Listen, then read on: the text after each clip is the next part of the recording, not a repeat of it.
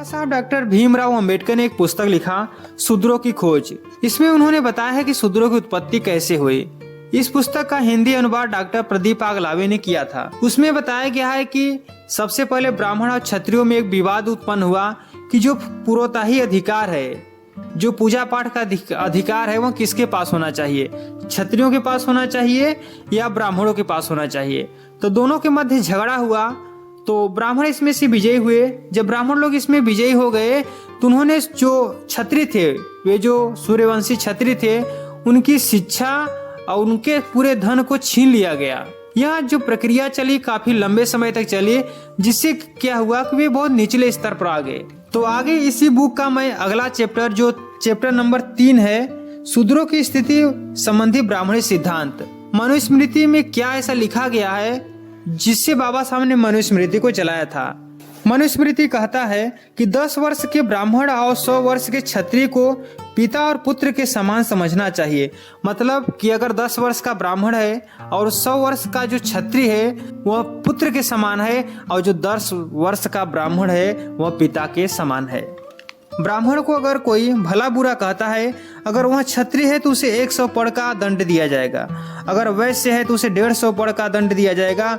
अगर कोई जो शूद्र है, अगर वह ब्राह्मण को अपशब्द कह देता है तो उसे मृत्यु दंड दिया जाएगा। शूद्र यदि किसी अपराध का दोषी नहीं है तब भी ब्राह्मण यज्ञ के लिए शूद्र की संपत्ति ले सकता है।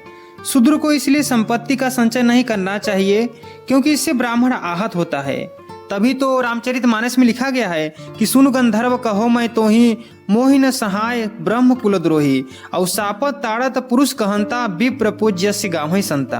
ब्राह्मण को उस देश में नहीं रहना चाहिए जिसका राजा शूद्र हो। केवल ब्राह्मण का ही सेवा करना शूद्र का सर्वोत्तम व्यवसाय बताया गया है, क्योंकि यदि वह इसको छोड़कर कुछ भी करता है तो कोई लाभ होने वाला नहीं है। शूद्र की सेवाओं के कौशल, उनकी कार्य क्षमता और उनके आश्रितों की संख्या को ध्यान में रखकर ब्राह्मण अपने घर से ही आजीविका निश्चित करे। उसे झूठना पुराने वस्त्र दिए जाए। जो नाम रखा जाना चाहिए वह किस प्रकार रखा जाना चाहिए।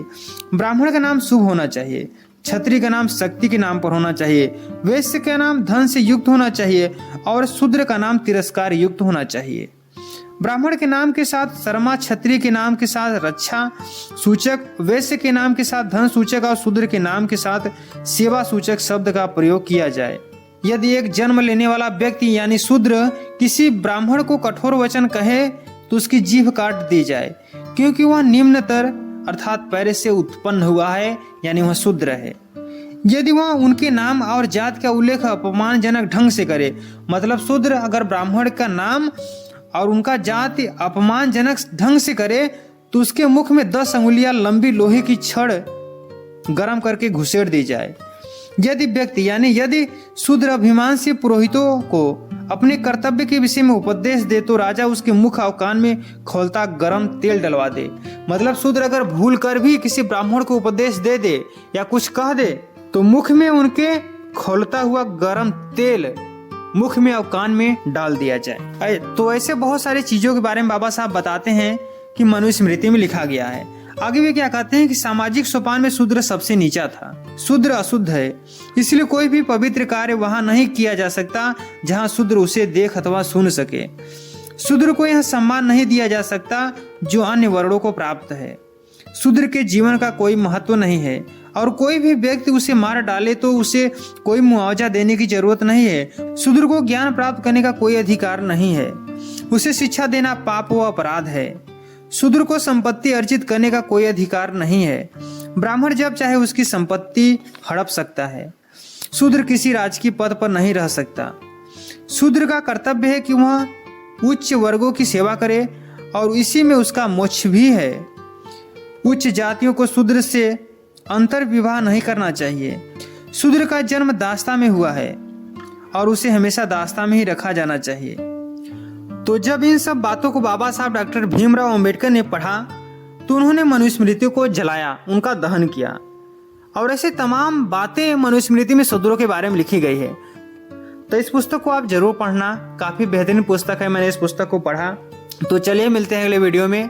तब तक रखिएगा अपना बेहतरीन ख्याल। जय भीम, जय भारत, जय संविधान, भारतीय संविधान जिंदाबाद।